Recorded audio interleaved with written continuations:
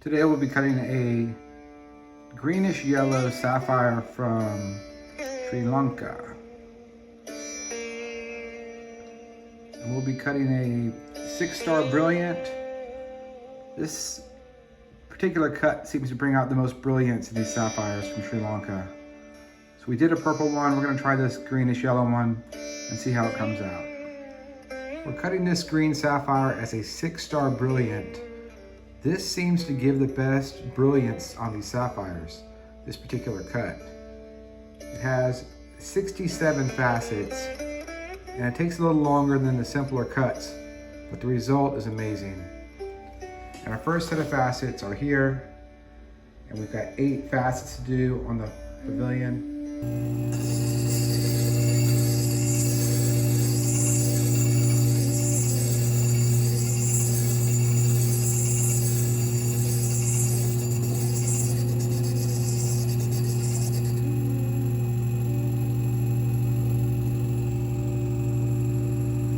Alright, you see we're almost to a point on our pavilion. You do not want to come to a point on your first time around. If you do, you've lost some carats off your stone. You should come to almost a point on your first time around, your first set of facets, and then you're going to go to a higher grit. So I'm at 600 grit right now. Now I'm going to switch to 1200 because you are putting deep scratches in the stone. And you're gonna have to take off more material to get those scratches out. So at this point, when you almost have a meet point on your pavilion, go ahead and change to the next higher grit, which is gonna be 1200 on this one.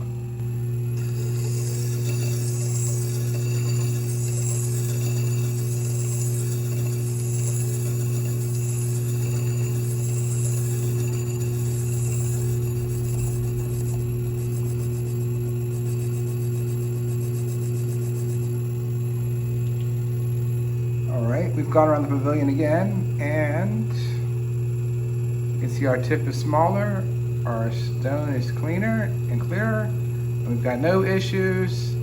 Everything's looking great. This could have been an oval, a square, or a round shape.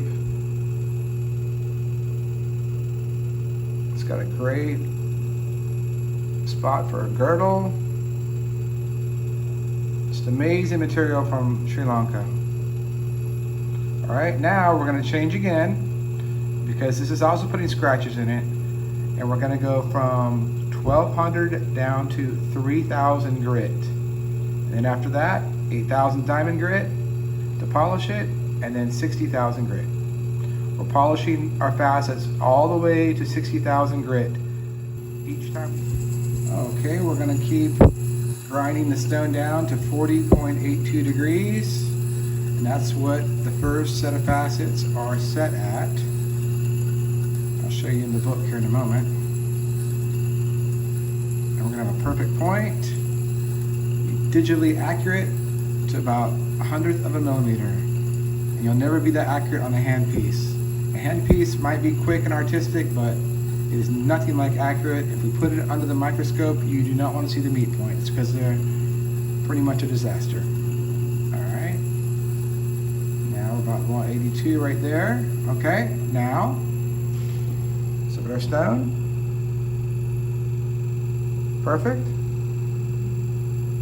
Absolutely perfect. Even under a microscope, it'll be perfect.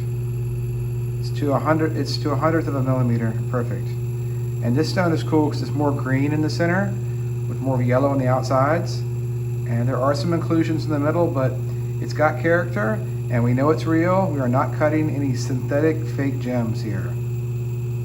Okay? You won't see that on this channel. We're about real crystals, real gems, exotic locations. We're not cutting any fake material here. And I know half of you are gonna scream, it's not fake, it's real, it's created in a lab. Sorry, it's fake. And you know it's fake. All right?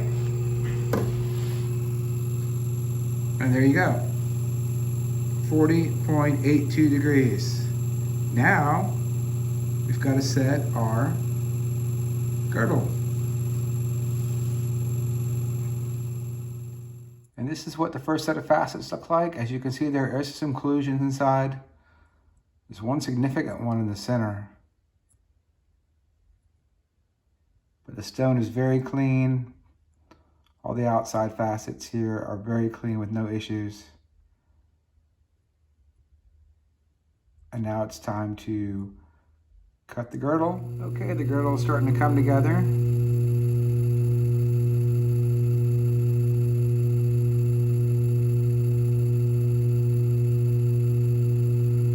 We've got to put some more facets on it and some more facets on the pavilion, but we have the overall shape to how we want right now.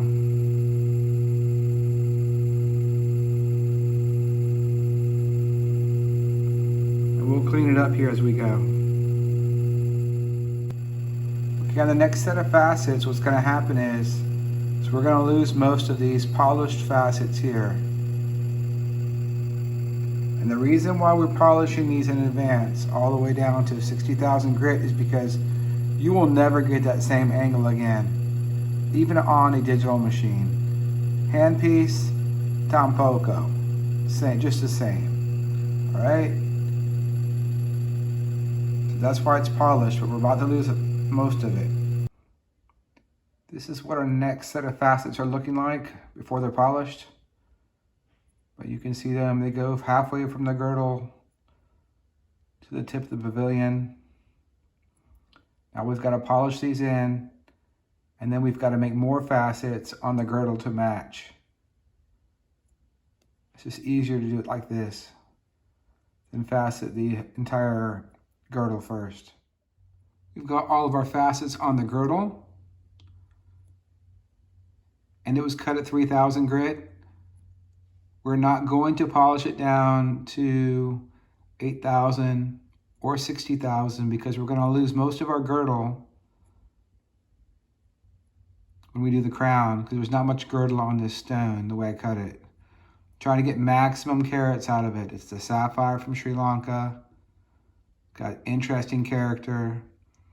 It's like a froggy green. And so now it's time to put it in the dot transfer and flip it over. Okay, when we do our dot transfer here, what we're going to do is we are wrapping it with a wet paper towel. We don't want the other dot to get hot, nor the stone. But when it gets hot, it's going to fall off. So we put a little weight on here, which is our table tool. So that adds a lot of weight to it, like that. And then we're gonna take a torch, not a lighter, because a torch is faster. And so it's gonna heat it up faster, and it won't transfer heat to the other side in time. So take a torch, like this, and we're gonna shoot it like that, and it's just gonna fall right off. It's getting so hot so fast. There you go. All right, so now you can unwrap your gem. It's on the other side. And the glue will come off as you actually facet the crown. Now, the torch I'm using is Blazer. You can order these online. This one's highly rated and very safe. And it has rechargeable and refillable gas that goes in right there in that hole. So this is what I recommend. If you use a lighter, the problem is it gets hot too fast and the heat transfers to both sides of the stone, and what'll happen is it'll fall off the wrong side half the time. But with this, you're heating it up so fast with a torch that the dop is falling off the side that you're heating up. So this is another tip for transferring from one dop to another. Okay, if you do not want your stone coming off of your dop, when you first start cutting your stone on either side, this happens to be the crown side, and you haven't cut anything yet, right? It's your first cut on this side. Go with the grain, so go on this side. Do not go past the center point. If you go on this side, you're going against the grain and it's going and then grabbing. Imagine if this was a lot rougher. It's grabbing the stone, trying to throw it back towards you. If it gets caught, it's gonna break it right off the dop. So I've only had 2 stones come off the dop so far. They were huge pieces of rough and they both happened right there on this side. They just caught right there because it was rough. It wasn't even smoothed out yet, you know? So that's my tip of the day. When you start cutting your rough, cut on this side and stop right there. Don't go past that point. And let's see how it sounds. I'm gonna lower it down and see how it sounds like, the difference. Okay, we only have it running on 4.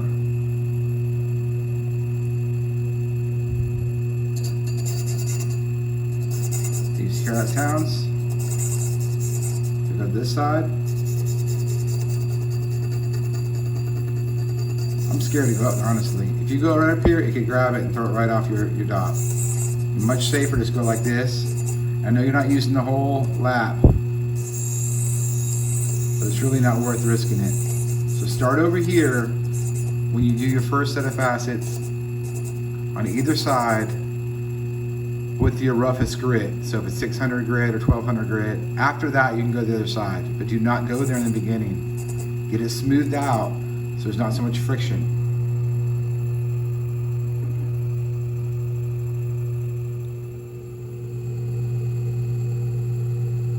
Once you have the first facets roughed in with 600 or 1200 grit, then you can go ahead and go against the grain because now it's smooth and it won't catch on itself.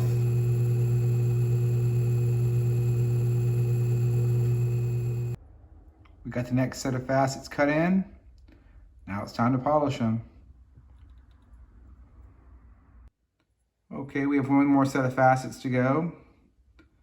This actually has some beautiful inclusions inside, little waves and stuff inside of it. Looks like a terrarium. I think we'll call this a terrarium. It should be 5 carats when we're done. So we still have to do the table on top and one more set of facets.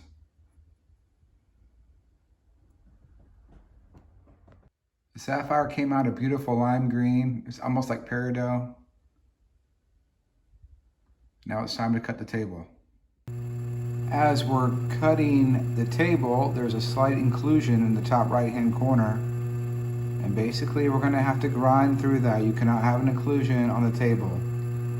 It's the most important facet. So the consequences of trying to get the most carats out of your rough and not leaving much on the table is that if there is an inclusion, you have to cut into your facets slightly. So that's what we're going to be forced to do here. It's still there. You have to keep going down. The inclusion even goes into the facet on top. It's almost like a little circle up there in the top right-hand corner. So this will be the size of our table as we had to grind through that inclusion, but it's still going to be beautiful.